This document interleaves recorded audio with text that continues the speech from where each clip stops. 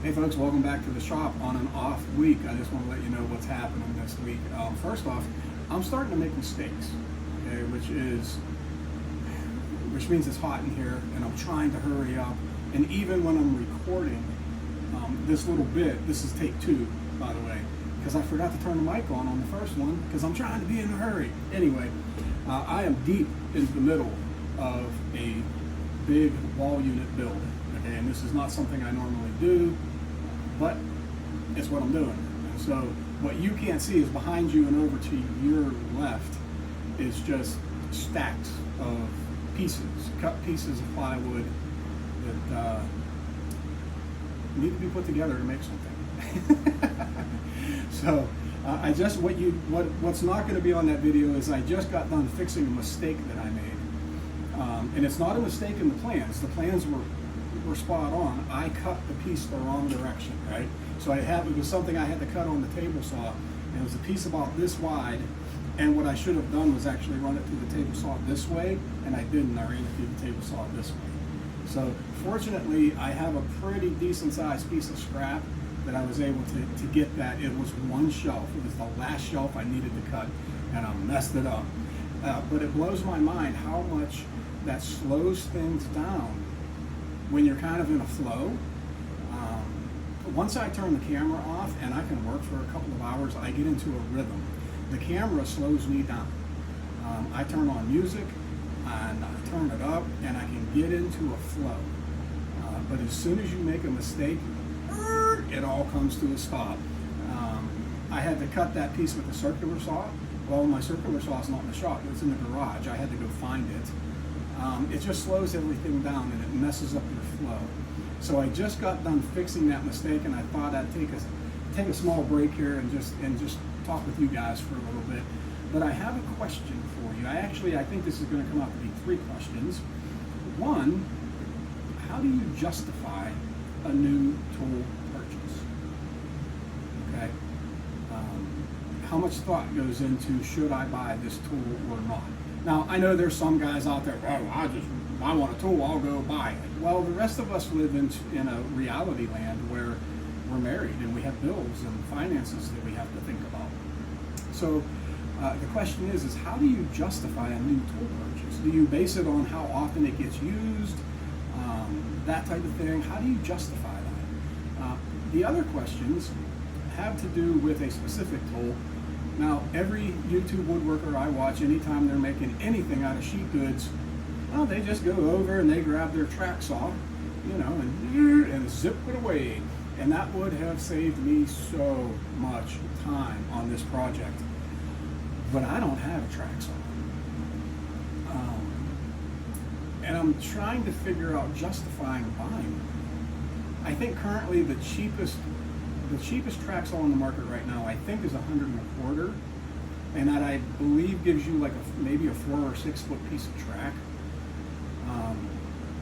I'm into this project already for about $250, which is a lot of money for me, and that's fine because this is a gift for someone. I'm not asking them to pay me.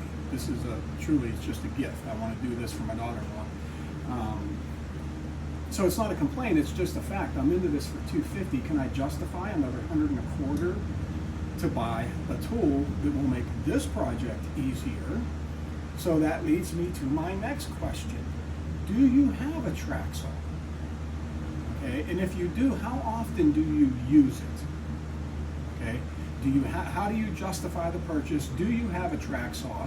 And how often do you use it? And finally, what projects do you use it on? Okay, do you only use it for sheet goods? I have seen where guys will get essentially a sawmill slab, if you will, and cut a straight line on that, and that's awesome. You can get one definite straight line to work off of, but I don't use it. If I get a piece of a tree, it's going on the lathe. I don't build big giant live edge anything. I'm not equipped for that. So, do you have a track saw? How often do you use it? And what kind of projects do you use it on? I'm kind of curious. I've decided that I am not going to get a track saw. Well, actually, my wife decided for me that I'm not going to get a track saw. I just don't think I'm going to use it. often enough. I remember when I started out, I absolutely had to have a biscuit joiner. I don't even know where it's at. I don't use it. Why did I have to have it? So, do you have a track saw? How often do you use it? What do you use it on?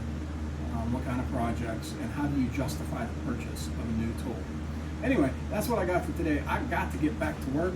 I don't have time is ticking. I don't have as much time to work on this as I thought I did.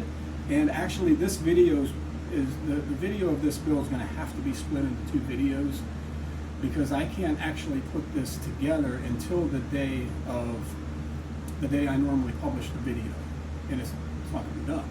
So it's going to have to be 2 halves, and now I'm trying to work smarter, not harder. Okay, I have to get these pieces stained and coated, but they also need to have pocket holes drilled in them. Now, where this is going, where I'm taking this to in Pennsylvania, I don't have room to poly and coat. I don't. So I think my next focus for right now, I'm to a point where I can either start drilling pocket holes or I can start staining and finishing. And I think my priority has to be stain and finish. If I needed to drill the pocket holes up there, I can. I really wanted to be able to get up there with everything just ready to put together. We'll see how that goes, because I have today, I have another 45 minutes today to do this. I have most of the day tomorrow. Wednesday is completely shot for me, and then I will have Thursday. So depending on how the polyurethane dries, that's going to be a thing. So anyway, thanks for hanging out. I have got to get busy here because I can't waste the 45 minutes that I do have. So, hey, thanks for sticking around. I'll talk to you next time. God bless you.